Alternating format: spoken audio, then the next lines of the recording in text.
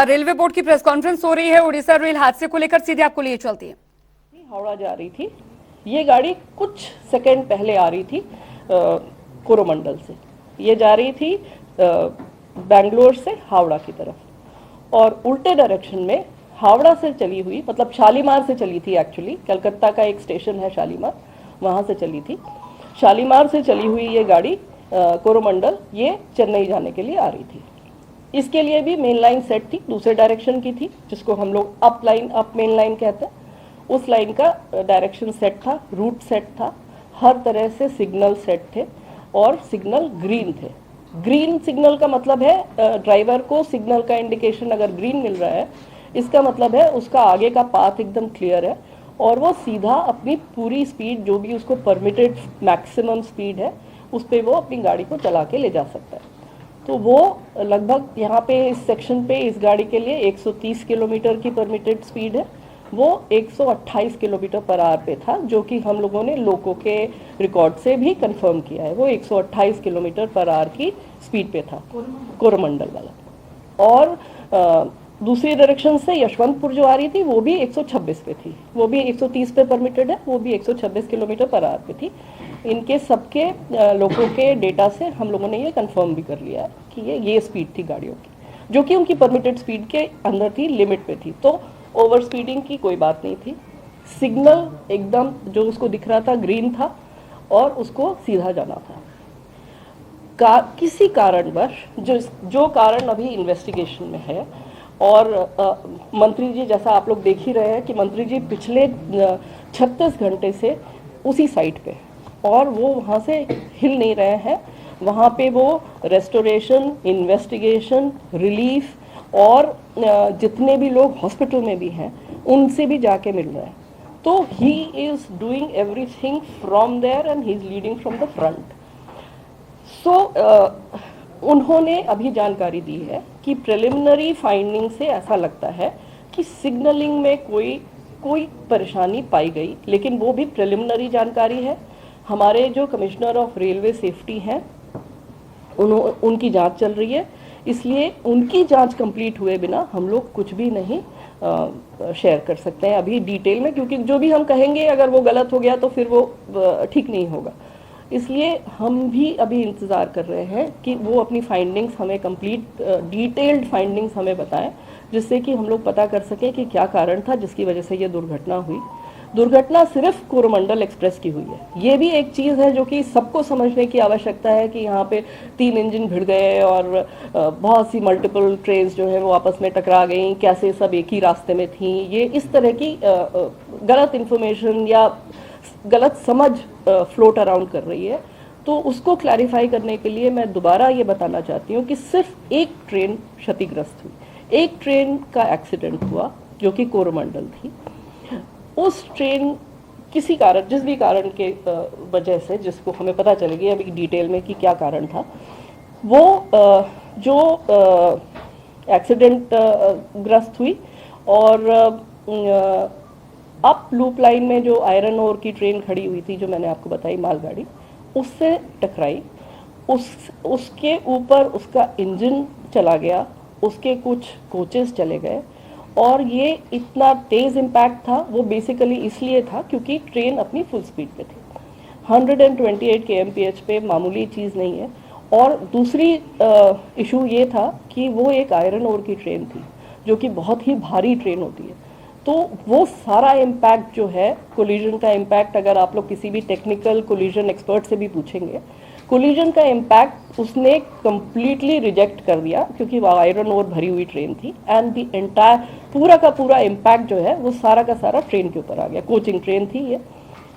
अब इस ट्रेन के बारे में भी मैं कुछ बताना चाहूँगी। ये ट्रेन है LHB ट्रेन, हमारी जो LHB कोचेस हैं उसकी ट्रेन है ये। LHB is a very very safe train. अगर आप और एक्सीडेंट्स इस तरह की ट्रेन के देखेंगे, आपको मिलेगा कि इवन एट फुल स्पीड ये ट्रेन कैप्साइज नहीं होते। इसके कोचेस जो हैं वो दे डोंट टर्न टर्टल, और इसलिए उसमें जो लोग होते हैं वो उनको कोई ज़्यादा इंजरीज नहीं होती है।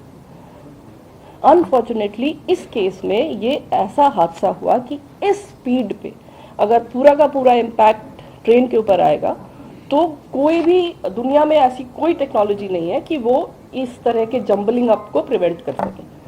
तो मालगाड़ी बिल्कुल नहीं डिरेल हुआ क्योंकि आयरन ओर था वो।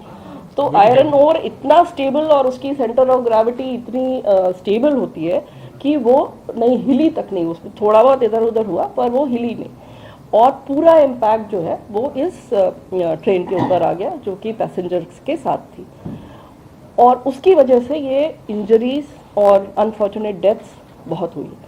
तो ये है बैकग्राउंड इसका। इसके साथ चूंकि इसके डिब्बे बिखर गए इम्पैक्ट की वजह से, कोलिजन की वजह से सारा इधर उधर बिखरे, तो उसमें से कुछ डिब्बे जो हैं वो अगर आप देखेंगे तो ये जो डाउन लाइन मेन लाइन है इसकी तरफ आ गए, और ये डाउन मेन लाइन पे यशवंतपुर एक्सप्रेस निकल रही थी, वो भी 126 की स्पीड पे जा रही थी, वो करीब करीब क्रॉस कर गई थी।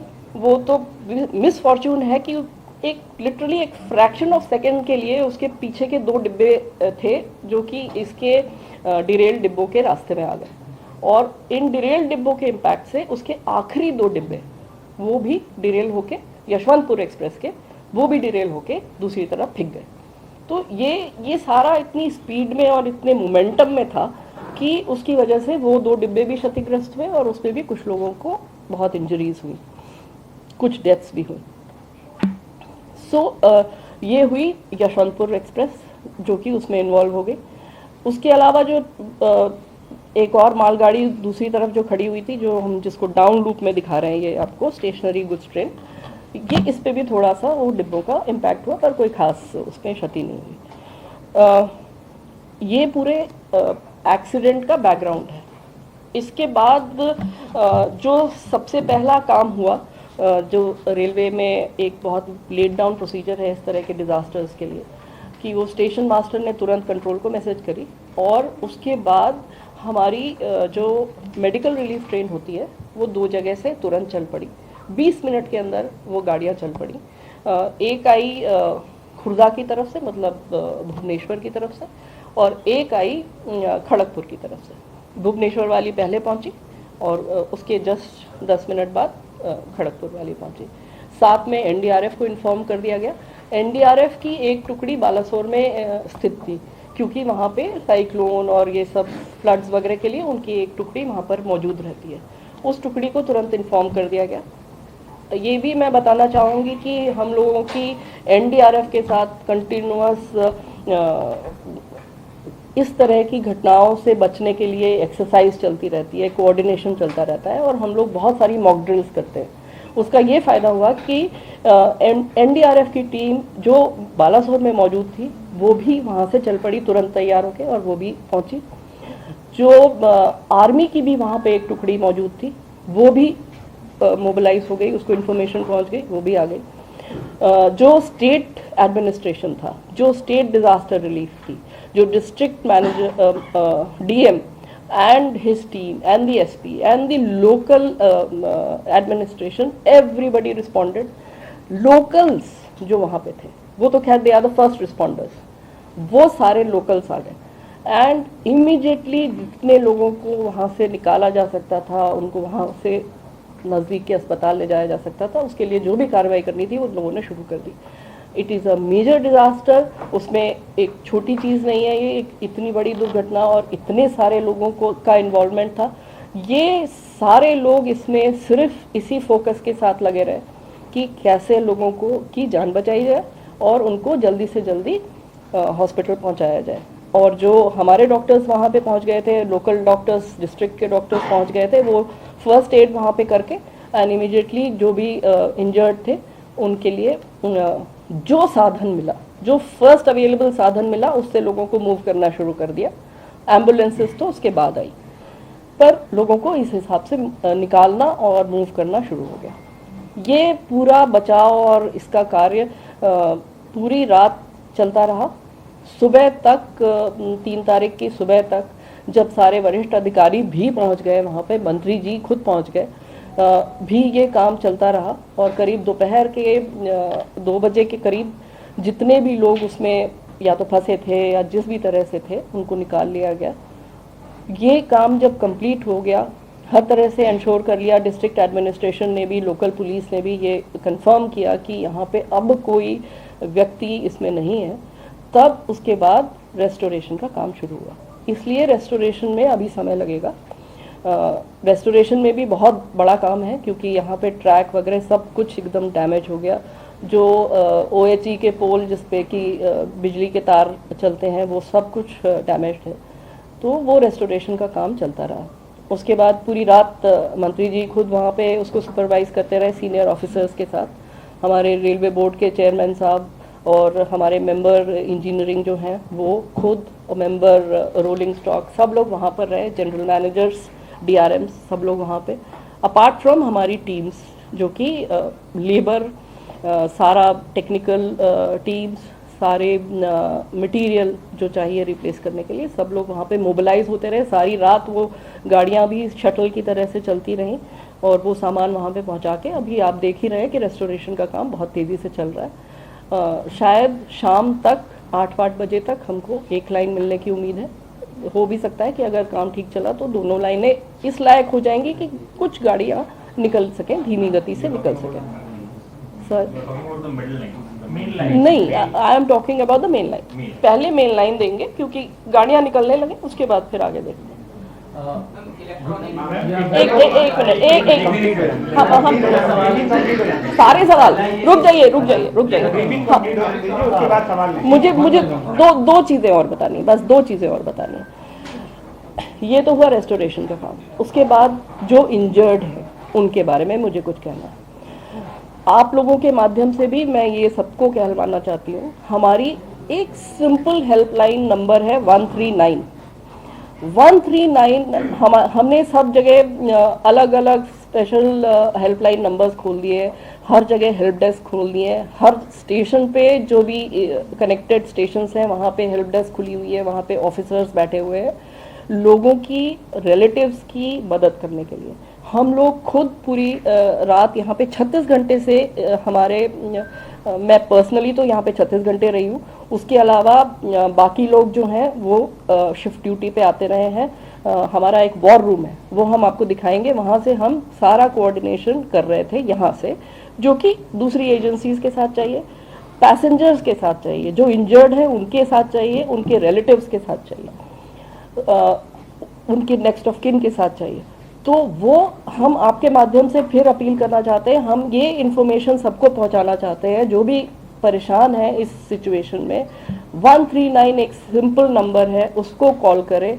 वहाँ पे हमारे ऑफिसर्स बैठे हैं, वहाँ पे कोई कॉल सेंटर के ऊपर हमने नहीं सिर्फ काम छोड़ रखा है कि वो जो आपको 1 घंटे करेंगे और कहेंगे कि अब आप ये नंबर डायल करिए, अब वो नंबर डायल करिए, या आप इससे कॉन्टैक्ट करिए और हमें नहीं पता, हम बताएंगे आपको। इस तरह की चीज़ से हमने इसको निकाल के हमारे सीनियर ऑफिसर्स वहाँ पे बैठे हुए हैं जो कि खुद एक एक कॉल का जवाब दे रहे हैं और जितनी मदद हो सकती है लोगों को कनेक्ट करने की वो हम कोशिश कर रहे हैं। इसमें अगेन आपके माध्यम से मैं सब पब्लिक को ये कम्युनिकेट करना चाहूँगी कि किसी के भी अगर कोई relatives, friends, anybody known to them अगर इसमें फंसे, इसमें अफेक्ट हुए हैं, please call 139।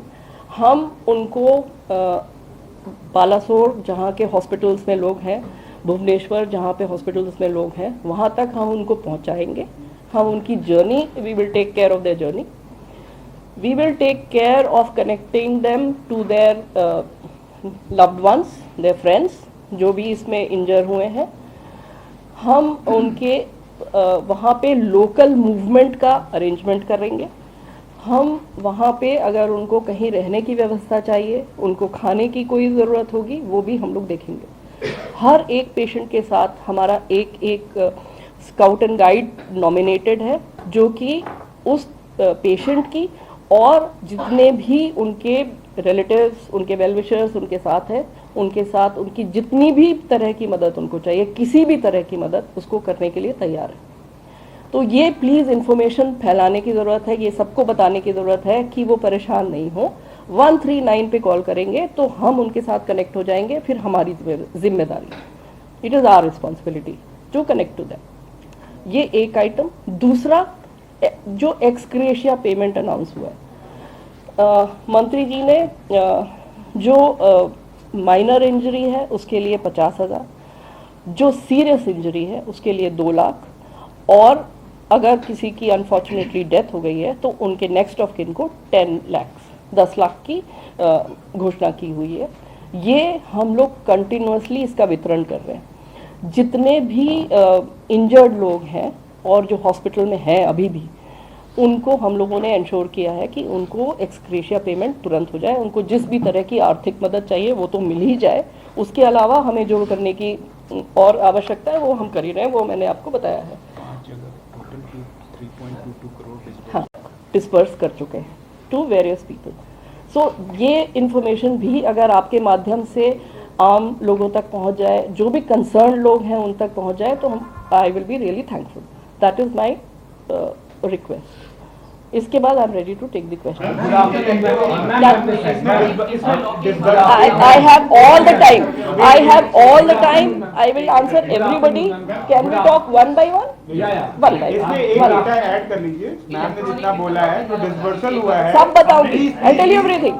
I'll tell you जो everything. डिसबर्सल हुआ है तो मैम ने जो बताया उसमें एक डेटा और ऐड कर लीजिए। टोटल 285 केसेस में 3.22 करोड़ 285 लोगों ने क्लेम लिया है। 285 हाँ जी, 285 लोगों ने क्लेम लिया है और 3.22।